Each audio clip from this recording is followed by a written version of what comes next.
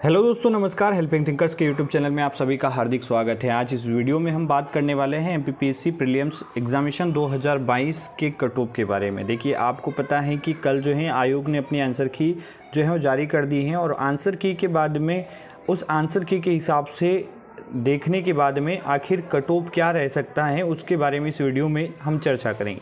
देखिए, cut off बताने से पहले मैं आपको कुछ जो तथ्य हैं और कुछ तर्क हैं उनके बारे में बताऊंगा और आप लोग भी उनको समझने का प्रयास करें ताकि आप खुद एक एनालिसिस जो है वो कर पाएँ कि आखिर कट ऑफ क्या जा सकता है और आपका मार्क्स कितना रहा है और आपके कितने प्रतिशत चांस हैं कि आप का जो है मेंस के लिए सिलेक्शन हो। तो वीडियो के अंत तक बने रहिए ताकि सारी चीज़ें आपको क्लियर हो जाए। तो आइए वीडियो की शुरुआत करते हैं। और देखिए, सबसे पहले हम बात करेंगे 2021 के बारे में, जो इससे पहले एग्ज़ाम हुआ था 2021 के बारे में। देखिए, 2021 में जो पदों की संख्या थी, सबसे पहले पदों की संख्या की बात करते हैं तो 256 पद थे। आपको पता है कि जितने पद होते हैं उसके 20 गुना बच्चे जो हैं मेंस के लिए सिलेक्ट होते हैं। तो इस हिसाब से 256 इंटू 20 करेंगे आप तो 5120 कैंडिडेट जो होंगे। साथ ही ये तो मैंने एक आंकड़ा लिया है, इससे ज़्यादा भी बच्चे जो है मेंस के लिए सिलेक्ट होते हैं। कारण क्या है, जो समान अंक वाले जो नंबर बच्चे होते हैं उनको भी शामिल कर लिया जाता है। तो लगभग आप ये मान के चलिए कि 5500 जो है मेंस के लिए सिलेक्ट हुए थे। वहीं परीक्षा में 2021 में कितने कैंडिडेट शामिल हुए थे तो लगभग 3,44,491 बच्चों ने इस एग्ज़ाम को दिया था 2021 वाले को।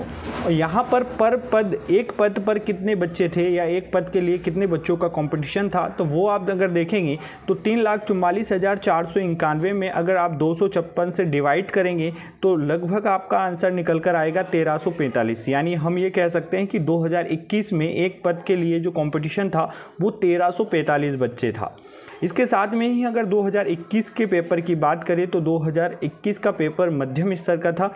अगर 2022 और 21 के कंपैरिजन की अगर हम बात करें तो 2021 का भी इजी था, अभी भी 22 वाला भी इजी है। समस्या बस इतनी है कि 2021 में जो डायरेक्ट प्रश्न थे उनकी संख्या कम थी और अभी वाली में डायरेक्ट प्रश्न जो है फैक्चुअल प्रश्न, जैसे कि प्रथम राज्यपाल, प्रथम जो है मुख्यमंत्री, विधानसभा अध्यक्ष, ऐसे जो प्रश्न पूछे गए, ऐसे डायरेक्ट प्रश्नों की संख्या ज़्यादा थी इस बार। आगे बात करते हैं 2022 के कि अभी वैकेंसी कितनी है और किस हिसाब से है। देखो, अभी पदों की संख्या है 456 पद हैं। इस हिसाब से 20 गुना बच्चे लिए जाएंगे, लगभग 9120 बच्चे जो हैं मेंस के लिए क्वालिफाई होंगे।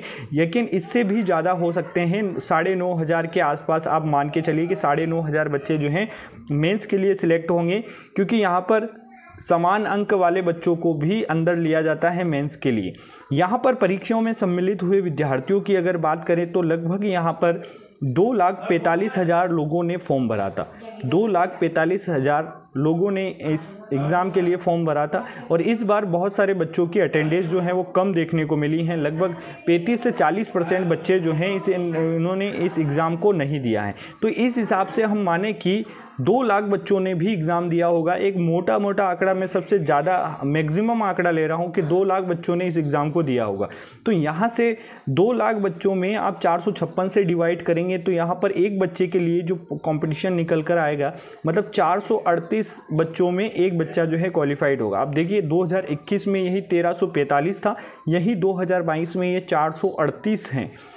हम ये भी नहीं मानते हैं कि 2 लाख होंगे, हम यही मानते हैं कि जितने बच्चों ने फॉर्म भरा था वो सब होंगे।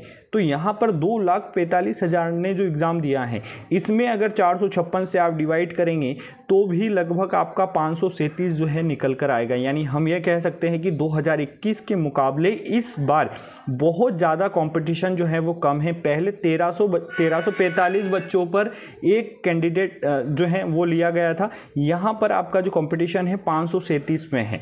ठीक है, मैक्सिमम वैसे तो 438 ही हैं।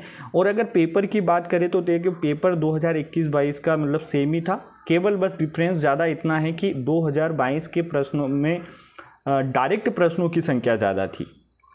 आगे बढ़ते हैं इसके अलावा भी कट ऑफ निकालने के लिए अन्य कारण क्या क्या हो सकते हैं। तो देखिए, एक तो सबसे पहले इस बार 2021 का उसमें बच्चों में रुचि थी, जो जोश था पढ़ने का वो अलग लेवल पर था। लेकिन इस बार क्या है कि पीएससी की लगातार प्रक्रियाओं से प्रताड़ित होकर बच्चों ने क्या है उससे थोड़ा सा ध्यान हटाकर दूसरी एग्ज़ामों में फोकस करने लग गए। जैसे अभी पटवारी की एग्ज़ाम आई थी तो ज़्यादा बच्चों ने उस पर फोकस किया, एमपीपीएससी के लगभग सभी कैंडिडेट उस पर फोकस्ड हो गए। तो इस बार मेंस जो प्रीलिम्स हैं 2022 का, इसमें बच्चों की रुचि जो है वो कम देखने को मिली है।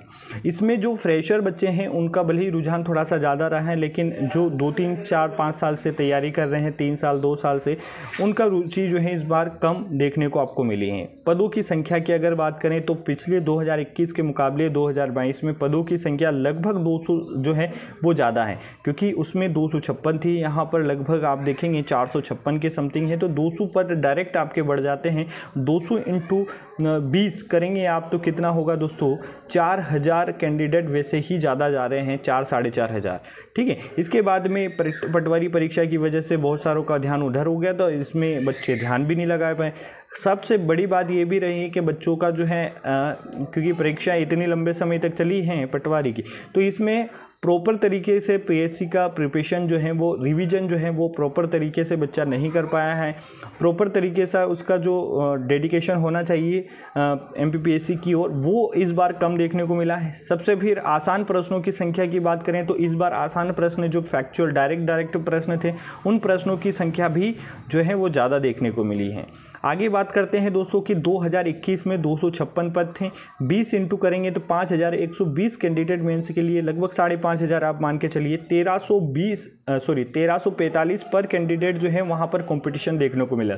उसके बावजूद कट ऑफ क्या गया था, क्योंकि एक चीज़ और है कि दोस्तों 2020 में जो आपका 21 का जो पेपर हुआ था, 2021 का जो पेपर हुआ था उसमें 2-3 प्रश्न आपके डिलीट भी हुए थे और 1-2 क्वेश्चन जो हैं उसमें 1-2 ए बी सी ऐसे आंसर भी माने गए थे। लेकिन इस बार ऐसा नहीं होने वाला है। इस बार डिलीट होने की संभावना बहुत कम है, क्योंकि इस बार आयोग ने प्रश्न पत्र में बहुत कम त्रुटियां जो है नज़र आ रही हैं।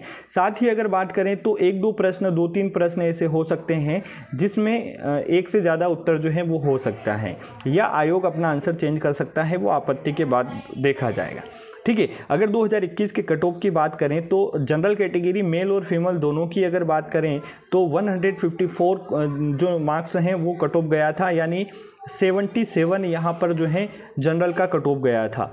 वहीं अगर आप ओबीसी की बात करें तो 74 जो है कट ऑफ ओबीसी का गया था। ठीक है, ये 2021। यहाँ पर अगर आप एससी की बात करेंगे तो लगभग 142 जो है यानी 71 जो है यहाँ पर आपका कट ऑफ गया था एससी कैंडिडेट का। एसटी की अगर बात करें तो 66 एससी का कट ऑफ गया था, 66। ठीक है, तो ये कैंडिडेट हैं जो कट ऑफ हैं। उसके अलावा आप दिव्यांगजन का कट ऑफ देख सकते हैं, ताकि देखिए आप यहाँ पर अपना नंबर देखकर आप कंपैरिजन कर सकते हैं कि 2021 में इतना गया था, तो सीधी सी बात है 2021 के कंपैरिजन में तो कम ही जाएगा, इससे ज़्यादा तो किसी भी कंडीशन में नहीं जाने वाला है। साथ ही एक्स सर्विसमैन भी यहाँ पर अपना कट ऑफ जो है देख सकते हैं। साथ ही दोस्तों ये भी देखिए कि यहाँ पर जो आपका जो 87 और 13% वाला जो मामला है उसमें प्रावधिक सूची में भी आपका सिलेक्शन हो सकता है। देखिए जनरल का कट ऑफ 77 जो है 148, देखिए यहाँ पर देख सकते हैं 154 कट ऑफ गया था। जनरल का मुख्य सूची में जो कट ऑफ गया था 154 गया था, जबकि वहीं प्रावधिक सूची में अगर आप देखेंगे तो 146, यानी लगभग यहाँ पर 8 नंबर का डिफरेंस आ चुका है। अगर नंबर ऑफ क्वेश्चन की बात करें तो 4 क्वेश्चन जो हैं अगर कम भी हैं तो भी आपका मेंस लिखने का मौका तो आपको मिल जाएगा।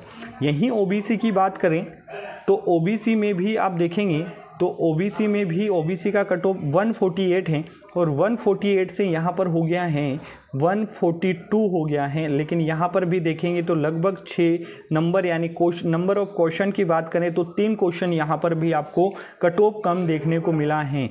यानी आप ये मान के चलिए कि आपको अगर आप यहाँ पर जो कट ऑफ मैं बताने वाला हूँ उसके बावजूद भी 1-2 नंबर 3 नंबर आपका कम है तो भी आपको मेंस लिखने का मौका मिल सकता है, इस बात का विश्वास रखें।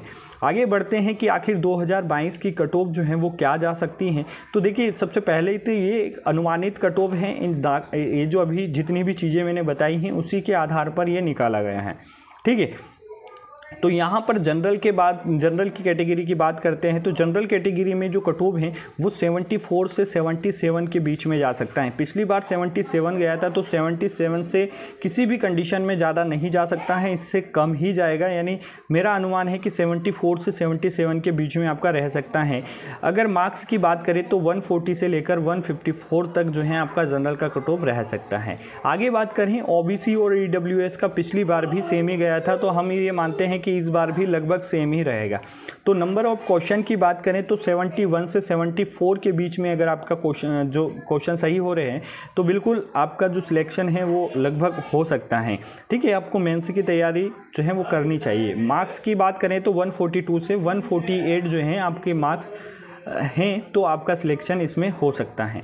आगे बात करते हैं एससी कैटेगरी का कट ऑफ क्या जा सकता है। तो क्वेश्चन की बात करें तो 67 से 71 अगर आपके क्वेश्चन सही हैं तो बिल्कुल चांस हैं। और मार्क्स की अगर बात करें तो 134 से 142।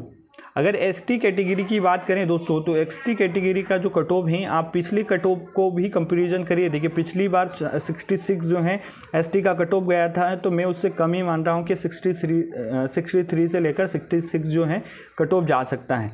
यहाँ मार्क्स की बात करें तो 126 से लेकर 132 तक अगर आपके मार्क्स हो रहे हैं तो आपका सिलेक्शन यहाँ पर हो सकता है। ठीक है, आई होप ये पूरा चीज़ें आपको क्लियर हुई होगी। और यहाँ पर सबसे एक बात आप ध्यान रखें कि ये जो कट ऑफ हैं, अगर सबसे पहले तो अगर आपके जो भी मैंने मार्क्स बताए हैं इनमें से अगर 2 नंबर भी आपके कम हैं, 1 या 2 नंबर अगर कम हैं, तो आपको बिल्कुल मेंस की तैयारी करनी चाहिए। चाहे आपका मेन सूची जो है, मुख्य सूची उसमें ना हो, लेकिन प्रावधिक सूची में आपका सिलेक्शन हो सकता है। तो वहाँ पर आपको जो है ये जनरल और ओबीसी के लिए, तो वहाँ पर जो है उनको मेंस लिखने का मौका तो कम से कम मिलेगा। और ये जो कट ऑफ था बिल्कुल एक्सपेक्टेड कट ऑफ था, बिल्कुल अनुमानित कट ऑफ था। फाइनल कट ऑफ तो आयोग ही बता पाएगा दोस्तों। तो ये एक अनुमान था, एक जो अनुमान लगाया जा सकता है उसके आधार पर मैंने आपको बताया। सही लगाया तो वीडियो को लाइक ज़रूर कीजिएगा, दोस्तों के साथ इसको शेयर कीजिएगा। और एमपीपीएससी के आप विद्यार्थी हैं तो इस चैनल को ज़रूर सब्सक्राइब कर लें। और बहुत बहुत धन्यवाद, थैंक यू सो मच। और प्लीज़ चैनल को ज़रूर सब्सक्राइब करें। मिलते हैं नेक्स्ट वीडियो में नई जानकारी के साथ। बहुत बहुत धन्यवाद। जय हिंद, जय भारत।